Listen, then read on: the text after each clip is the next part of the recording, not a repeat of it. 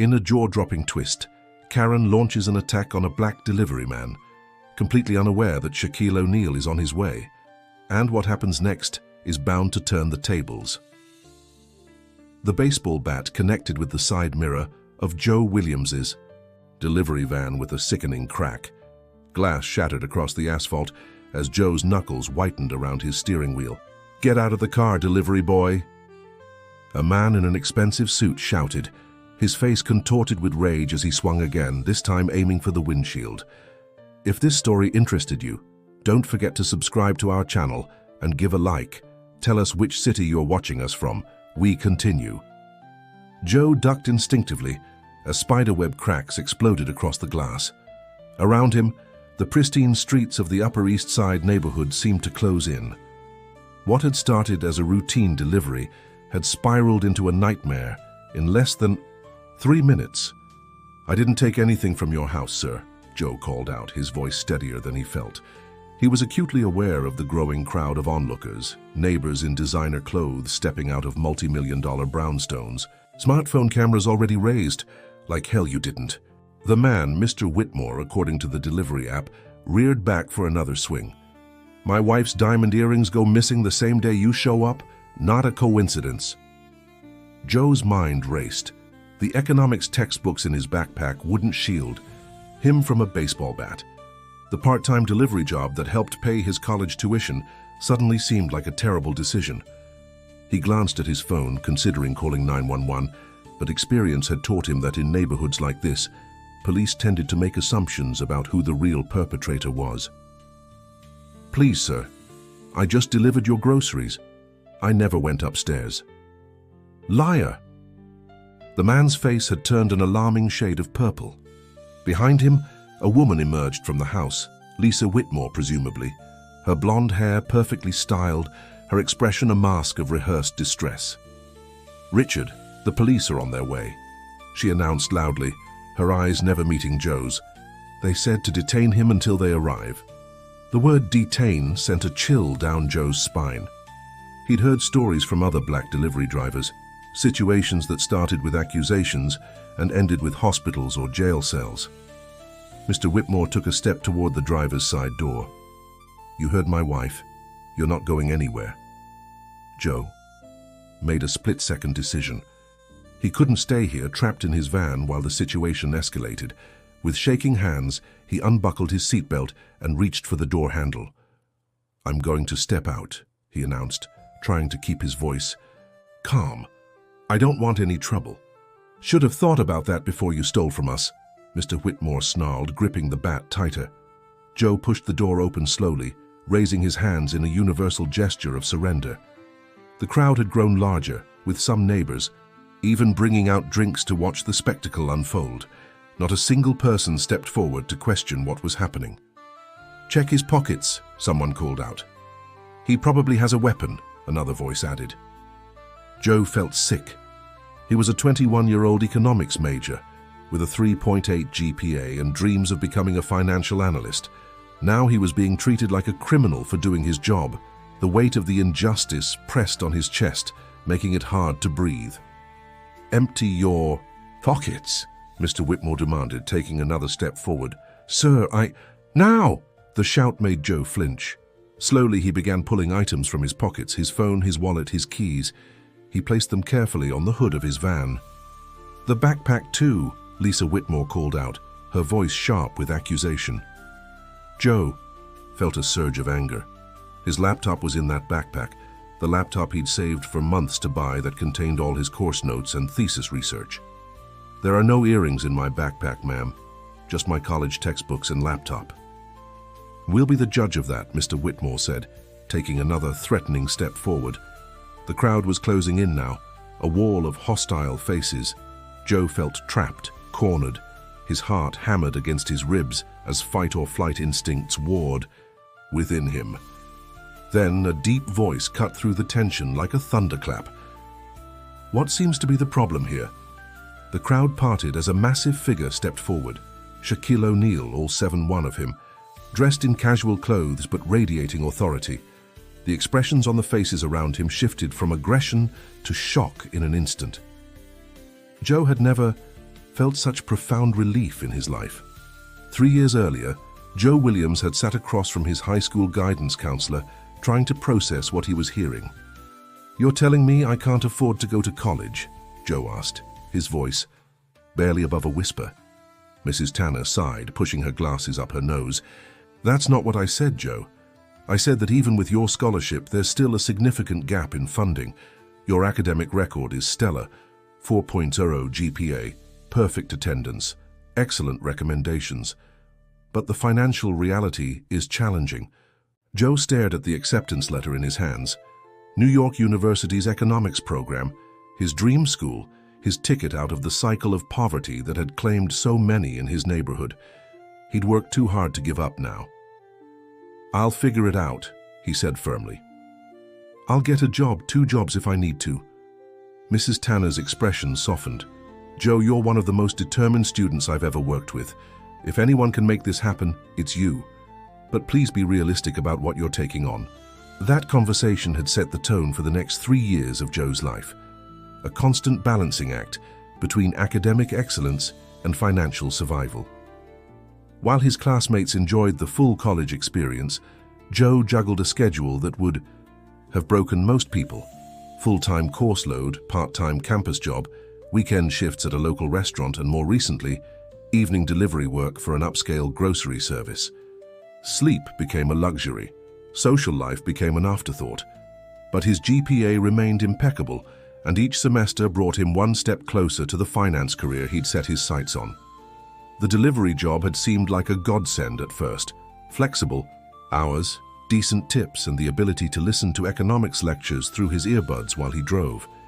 But it had also exposed him to parts of the city and human nature he might have preferred to avoid. Most customers barely acknowledged his existence, buzzing him into their luxury buildings without looking up from their phones. Some were friendly, offering genuine thanks or small talk. And then there were the others, the ones who watched him like he might steal something, who called the service to complain about fabricated issues, who made him feel like an intruder simply for doing his job. Joe had developed a thick skin out of necessity. He'd learned to smile politely through microaggressions, to document every delivery meticulously, to keep his interactions brief and professional. His roommate Marcus often questioned why he put up with it. "You know you don't have to take that kind of treatment, right?" Marcus had asked after Joe returned from a particularly difficult shift. Exhausted and deflated, Joe had just shrugged. 2 more semesters, man, then I graduate, get a real job, and never deliver another overpriced organic avocado to another entitled customer again.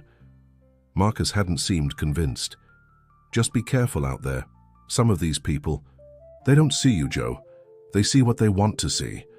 The warning had seemed dramatic at the time, but as Joe stood in the street with an angry man wielding a baseball bat, surrounded by hostile neighbors assuming his guilt, Marcus's words echoed in his mind with chilling clarity. In the months leading up to this moment, Joe had noticed a troubling pattern in the upscale neighborhoods on his delivery route. Reports of burglaries and theft had increased, leading to heightened suspicion of any outsiders entering these exclusive enclaves.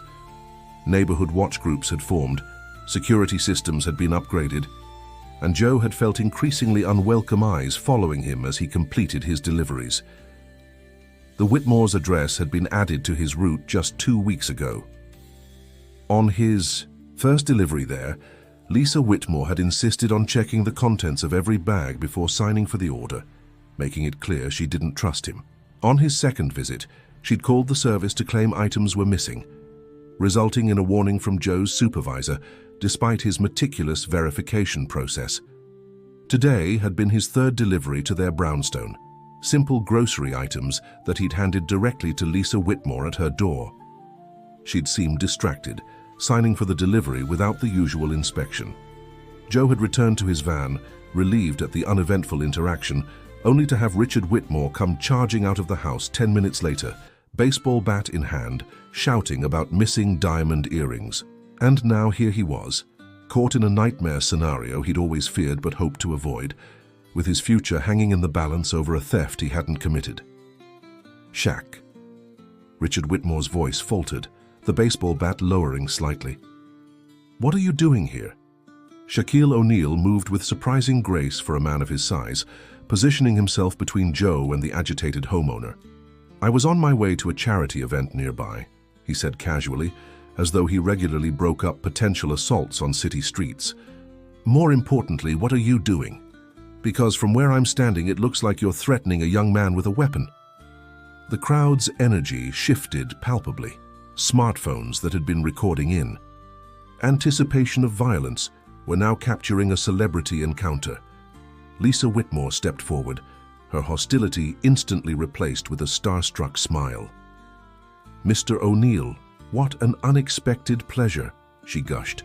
"There's been a misunderstanding. This delivery person was in our home earlier, and afterward I discovered my diamond earrings were missing." Shaq glanced at Joe, who stood perfectly still, hands still raised. "Is that true? Were you inside their house?" "No, sir," Joe replied, his voice steady despite his racing heart. "I delivered the groceries to the door. Mrs. Whitmore signed for them on my tablet. I never stepped past the threshold." Shaq nodded thoughtfully, then turned back to the Whitmores. "Do you have security cameras?" he asked. Richard Whitmore cleared his throat uncomfortably. "Well, yes, but—" "Perfect," Shaq interrupted. "Then we can clear this up right now. Let's review the footage and see exactly what happened." Lisa Whitmore's smile faltered. "That's really not necessary. The police are on their way." "I insist," Shaq said, his tone friendly but firm. "Either we check the footage, or I call some friends of mine at the NYPD who would be very interested in an attempted assault on an innocent worker." The mention of police suddenly seemed less appealing to the Whitmores. Richard lowered the bat completely, his righteous anger deflating visibly. "Fine," he muttered, "but when we prove he took them, then I'll personally drive him to the station," Shaq promised. "But if the footage shows he never entered your home, I expect a full apology and compensation for the damage to his vehicle." Joe could scarcely believe what was happening. Minutes ago, he'd been certain he was headed for a hospital or jail cell. Now an NBA legend was defending him against false accusations. It felt surreal, like a dream he might wake from at any moment. The crowd of neighbors watched with undisguised curiosity as Shaq placed a massive hand on Joe's shoulder and guided him toward the Whitmore residence. "You okay?" he asked quietly. Joe nodded, not trusting himself to speak. "Good. Keep your head up. We're going to resolve this." Inside the Whitmore brownstone, the contrast between Joe's daily reality and their privilege was stark. Marble floors, designer furniture, artwork that probably cost more than his entire education. Richard led them reluctantly to a home office with multiple screens displaying security feeds from around the property. "Show us the delivery from today," Shaq directed, standing with arms crossed. Richard clicked through several screens before finding the right footage.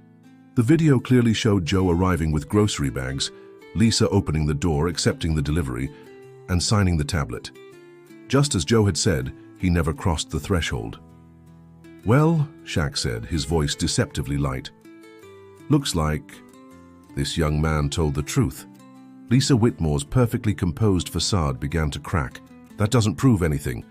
He could have taken them another time, or—" "Let's check previous deliveries too," Shaq suggested. Two more clips showed essentially the same interaction, Joe delivering groceries without ever entering the home. A tense silence filled the room. Richard Whitmore shifted uncomfortably, no longer making eye contact with anyone. Lisa stared at the screen, her expression unreadable. "I believe you owe this young man an apology," Shaq said firmly, "and compensation for the damage to his vehicle." Richard opened his mouth as if to protest, then closed it again. After a moment, he muttered, "We're sorry for the misunderstanding." "That's not good enough," Shaq responded, his voice hardening. "You accused this man of theft with no evidence. You threatened him with a baseball bat. You damaged his property. You could have permanently harmed his reputation, or worse." Joe finally found his voice. "I don't want trouble," he said quietly.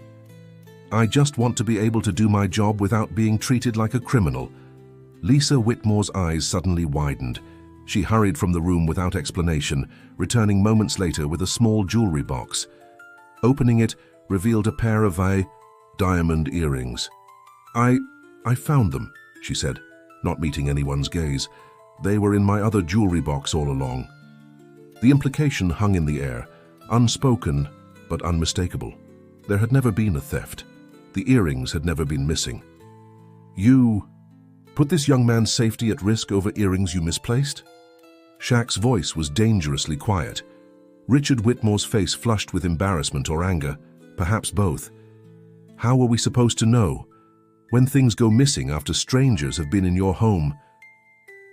I was never in your home, Joe interrupted, a flash of anger breaking through his careful composure. And you know that. You just chose to assume I was a thief because of how I look. The brutal honesty of the statement silenced the room. Outside, they could hear the neighbors still gathered, waiting for a resolution to the drama. Shaq checked his watch. Here's what's going to happen, he said, with the authority of someone used to being listened to. You're going to write this young man a check for the damage to his vehicle. Let's say $5,000 to cover repairs and the trauma of being threatened. You're going to go outside and tell your neighbors that this was all a misunderstanding and that Joe is completely innocent. And then you're going to think long and hard about how your assumptions could have ruined someone's life today. The fewer. Whitmore's, faced with Shaquille O'Neal's unwavering stance and the evidence of their own mistake, had no choice but to comply. Richard wrote the check with a shaking hand, while Lisa stood by, her carefully constructed socialite persona crumbling under the weight of scrutiny. As they prepared to leave, Joe turned to the Whitmores. I'm studying economics at NYU, he said quietly. I deliver groceries to help pay for my education. I've never stolen anything in my life. I hope you remember that the next time you make assumptions about someone based on their appearance or job. Outside, Shaq placed a hand on Joe's shoulder as they walked past the dispersing crowd. You handled yourself well in there, he said. Not everyone would have stayed that calm. I didn't have much choice, Joe replied, if you hadn't shown up when you did. Shaq nodded, understanding the unfinished thought.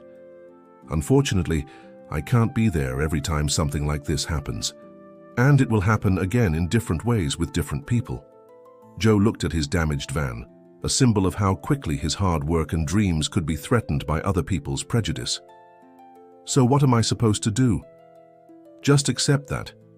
This is how the world works. Shaq's expression was thoughtful. No, you fight back, but strategically, with education, with community building, with systems that protect people like you. He paused. What did you say you're studying again? Economics, Joe replied. I want to become a financial analyst. How would you like to make a real difference with those skills? 18 months later, Joe Williams adjusted his tie as he stood before the imposing glass doors of the Williams O'Neal Foundation headquarters in downtown Manhattan.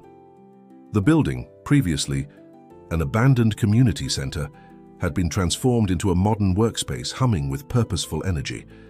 Behind him, a sleek black SUV pulled up to the curb. The door opened and Shaquille O'Neal emerged, dressed in an impeccably tailored suit that somehow managed to accommodate his massive frame. Ready for the big day? Shaq asked, clapping Joe on the shoulder as they walked into the building together. As ready as I'll ever be, Joe replied, trying to calm the butterflies in his stomach. The lobby was filled with people, community organizers, legal experts, financial specialists, and media representatives.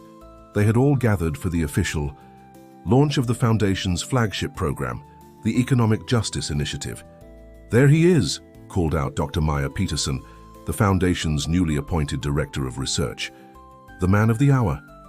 Joe smiled, still not entirely comfortable being the center of attention. In the months since the incident with the Whitmores, his life had transformed completely. The check for $5,000, which Richard Whitmore had grudgingly provided, had been the seed money for something much bigger.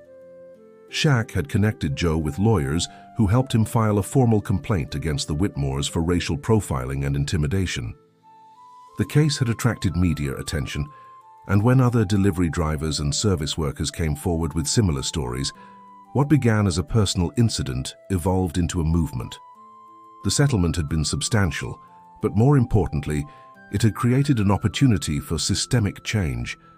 With Shaq's celebrity influence and Joe's economic expertise, they had established a foundation dedicated to combating economic inequality and creating protection systems for vulnerable workers. Today marked the launch of their first major initiative, a combination of legal aid, financial education, and technology solutions designed to protect service workers from false accusations and exploitation. The conference room filled quickly.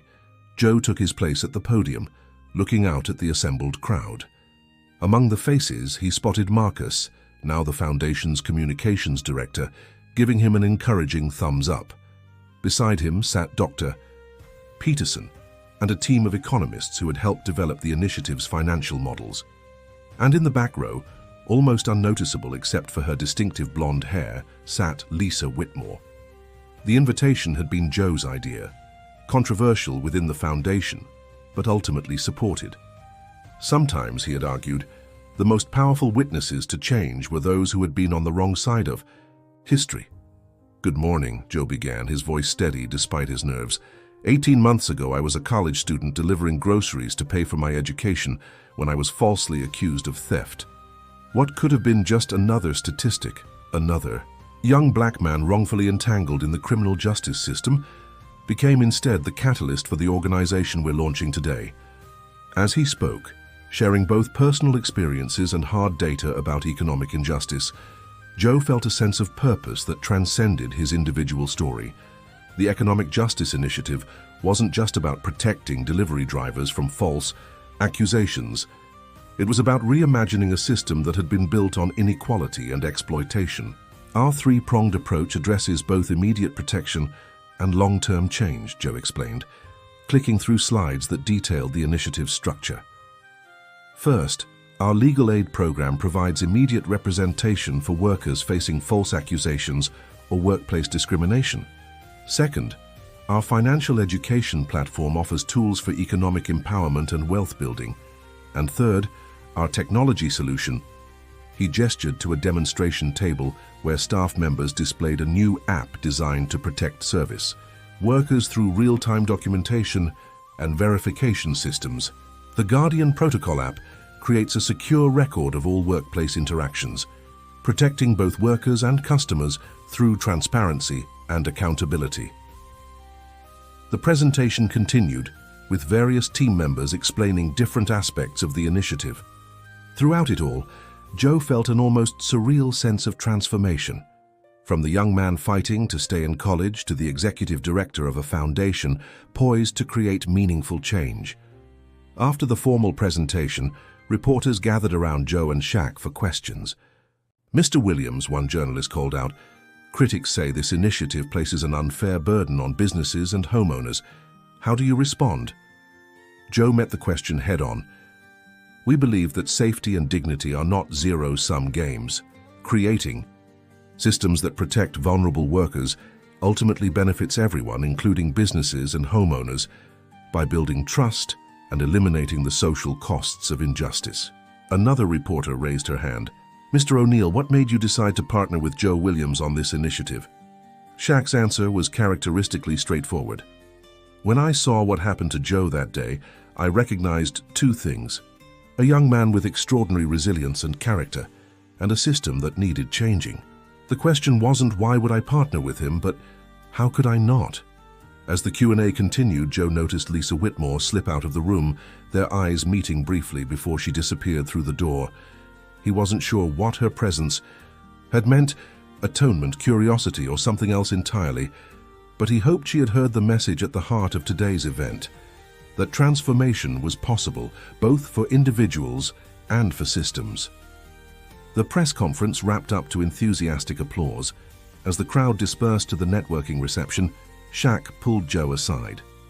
"You killed it out there," he said with genuine pride, "but the real work starts now."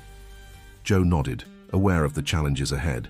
Changing entrenched systems of inequality wouldn't happen overnight, and there would be resistance from those who benefited from the status quo. "I know," he replied, "but for the first time, I feel like we have a real chance to make a difference." 1 year after the launch of the Economic Justice Initiative, Joe Williams stood at the window of his office, overlooking the busy street below. The foundation had grown exponentially, with branches now operating in 5 major cities across the United States. The Guardian Protocol app had been downloaded by over 200,000 service workers nationwide, creating a powerful database of workplace interactions that had already prevented dozens of false accusations and provided critical evidence in cases of discrimination. A knock at the door interrupted his thoughts. Marcus entered carrying a tablet. "The quarterly impact report is ready for your review," he said, handing Joe the device. "Spoiler alert, the numbers are even better than we projected." Joe scrolled. Through the data, a sense of satisfaction warming him from within.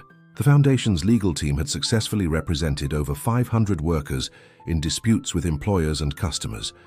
The financial education platform had helped participants increase their average savings by 40%, and most importantly, reported incidents of racial profiling against service workers in participating communities had decreased by 28%. "This is incredible," Joe murmured. "Have you shown this to Shaq yet?" "He's reviewing it now," Marcus confirmed. "Also, there's something else you should see." Marcus pulled up a news article on the tablet. The headline read, "Whitmore Foundation launches initiative to combat unconscious bias in upscale communities." Joe's eyebrows rose in surprise as he scanned the article. Richard and Lisa Whitmore had established their own foundation, focused on education and training programs for affluent communities to address racial profiling and privilege. "Looks like your strategy of inviting Lisa to our launch paid off in ways you couldn't have imagined," Marcus observed. Joe nodded, thoughtfully. It was never about punishing them. It was about creating change, wherever and however it happens. Later that afternoon, Joe left the office earlier than usual. Instead of heading home, he drove to his old university campus, where he had been invited to speak to a group of economics students about alternative career paths. As he walked through the familiar grounds, he reflected on the journey that had brought him here. 3 years ago, he had been struggling to balance studies and survival, invisible to most of the world except when being viewed through a lens of suspicion. Now, he led an organization that was actively reshaping the economic landscape for thousands of people like his former self. The lecture hall was packed when he arrived. Young faces, diverse in background but united in their interest in economics as a tool for change, looked up expectantly as he took the podium. "My story begins with a delivery," Joe started, his voice confident and clear. "But it's really about much more than that. It's about systems, assumptions, power, and the possibility of transformation." As he shared his journey from college student to foundation director, he emphasized that the most valuable economic lesson he had learned wasn't in any textbook. "True economic justice isn't just about distribution of wealth," he explained. "It's about recognition of dignity and creation of opportunity. It's about building systems where no one is presumed guilty based on their appearance or occupation." After the lecture, a young woman approached him, her expression earnest. "I deliver food to pay for school too," she said. "Sometimes I'm scared, especially in certain neighborhoods. Your app has made me feel safer." Joe felt a profound sense of fulfillment at her words. This was why the work mattered, not for recognition or accolades, but for the real impact on real lives. Outside, the campus was bathed in the golden light. Of late afternoon, Joe pulled out his phone to check his messages and found a text from Shaq. "Just saw the quarterly report. This is just the beginning. Proud of you, young man." Joe smiled and looked up at the sky, taking a moment to appreciate how far he had come and how much further there was still to go. The path forward wouldn't always be smooth, but for the first time in his life, he wasn't walking it alone. What had begun with an accusation had transformed into a movement.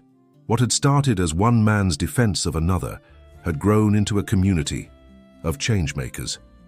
And what had once seemed like an impossible dream, a world where people like Joe could move through the world without fear of being criminalized for existing, now felt like a future within reach.